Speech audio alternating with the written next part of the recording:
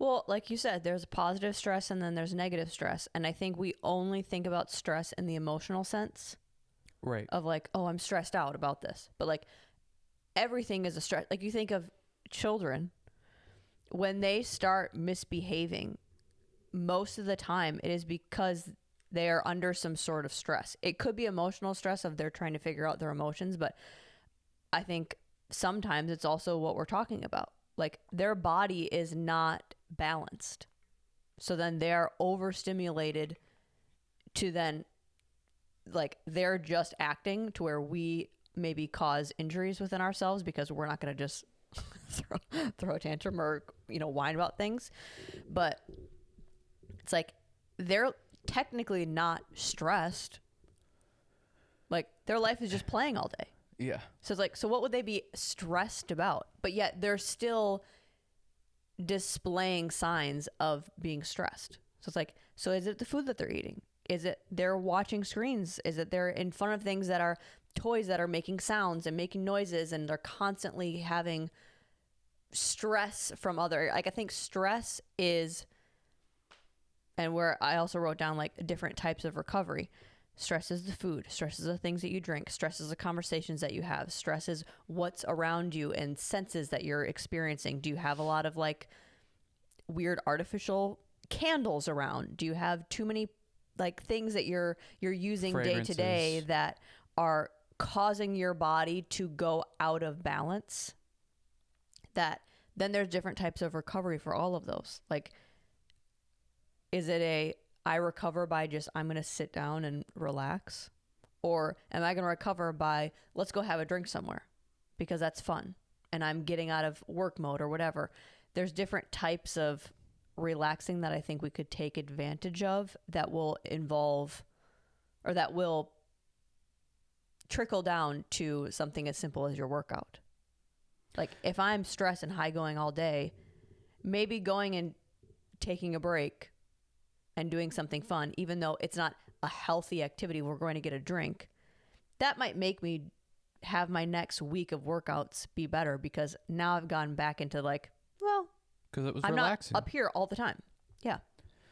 I think you got to look at stress as like kind of being fluid, and it's about finding the balance within that. Mm-hmm. Because there's one person that's getting more stressed out because they're working out 6 days a week and they're actually just adding to that bucket of stress. But then there's another person that doesn't work out at all and they don't understand why they're anxious and have OCD about stuff or whatever, and they don't ever work out and get any activity. I mean, it's like we see it all the time when kids come into class. You can tell which ones have gotten a lot of activity that day or that week versus the ones that haven't, because they're rambunctious and they're, freaking out, and their behavior is not as good because they have so much pent up stress that hasn't been able to be released by getting activity and getting mm-hmm. exercise and whatever. So it's like a lot of these things, it's just about finding the balance between it. And it's not so much, well, you need to work out every day and push yourself every day because that's going to help release the stress. Well, no, that can actually end up adding to it.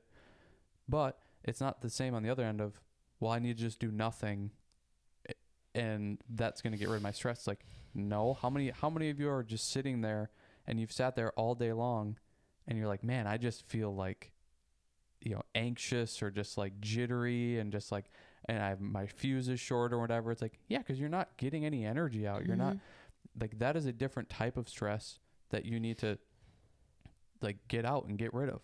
Well, yeah, it's like our workouts, they were causing my CNS to be working heavily. That doesn't mean don't do the workouts. Like, that's okay for me to allow it to ramp up and to ramp up maybe higher than it normally does. The problem was I wasn't regulating it and bringing it back down. Right. I wasn't doing my recovery to be able to handle the workouts. I'm just doing the workouts and then letting my body ride off of that. Yeah. And then you're not recovering afterwards. And so like the workout's not the problem. It's my type of recovery wasn't good.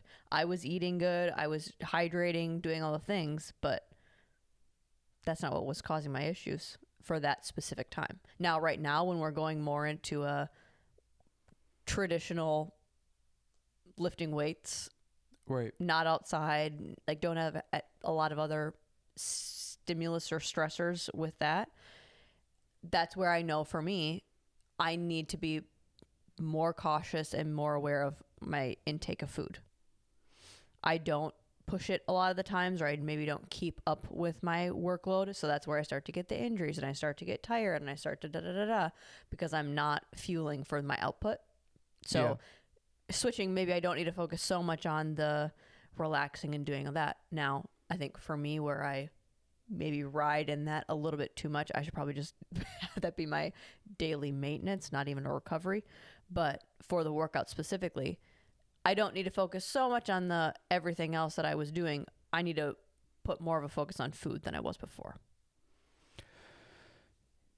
I think there's times to push things, and you kind of have to do that at certain moments. You got to push it a little bit. I think that's where it's just even more important to try to focus on the recovery side of it, of like, I need to make sure I'm getting a little bit of just those recovery things. You know, it's like work might get so crazy for you and it might feel like you can't take 5 minutes, but I think it's like you need to take that 5 minutes to like, I'm just going to sit and breathe for 5 minutes, or I'm going to do something for 5 minutes that is relaxing to me. Maybe it's just lay on the ground or whatever. It could be reading, trying to find that thing that is going to be relaxing to you. It's not going to be stressful to you. Mm-hmm. I'm enjoying reading, and we've been doing that a little bit more, but there's some times where it's like, that sounds more like work than it does like, oh, let's just like read. So I need to clock that in my head of, people say reading is relaxing. Well, to me, it's not really relaxing. Like, I'm trying to get something out of it. Mm-hmm. And maybe it's because of the books that I'm choosing. So it's like, when I'm going to read, I kind of need to think of it in the sense of, this might be a little bit of stress for me. This isn't probably going to be relaxing. So it's like, even though people say, well, go work out, it'll like, it relaxes me.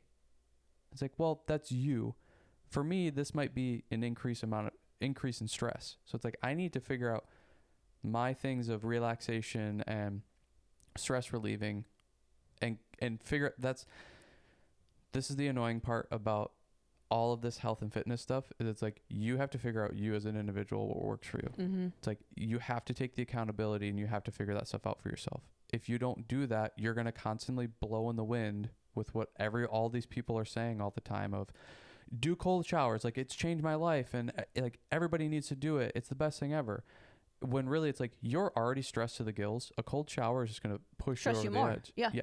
So you have to take accountability, and you have to figure out for yourself what the things that are going to work for me and not. And that's just an experimental process you have to go through if you want to dial these things in and be healthier and be more fit.